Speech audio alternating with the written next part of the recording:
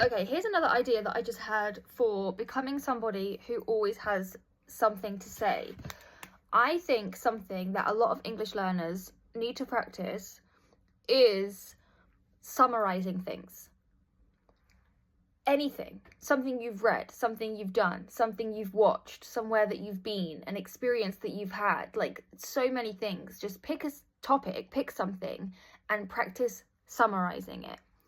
Because this is not only a key skill for comprehension, but also talking. Like, think about conversations. Like, what is a conversation? It's like comprehension out loud, and then having a discussion and sharing an opinion and turning it into some kind of back and forth speaking, right? Listening, interpreting what someone has said, understanding what somebody has said, being able to then adapt, react, respond. Speaking is just like comprehension out loud, right? So that is a skill to really practice.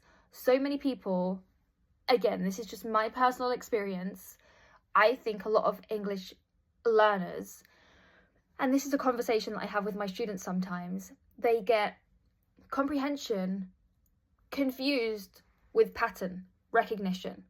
A lot of people are great at pattern recognition. You know, I see it with my students as well in the past, where I've done like a comprehension exercise, matching a word to a definition, but they'll figure it out through pattern recognition. Like, oh, this says to something, and this starts with to something. Like, that's the verb, to whatever the verb is. So they must match because they both start with to. That is not comprehension. That is pattern recognition. A lot of people can do that. You can find a word in a text. You can answer the question by copying the sentence from the text. Those skills help you greatly in an exam. But in real life conversation and communication, it's not going to help you. We need actual comprehension skills, right? Where you can take something and summarize it, put it into your own words, interpret it, read between the lines a little bit. So these are all really key skills to practice. So take something, anything, you decide, and practice summarizing it. Practice talking about it.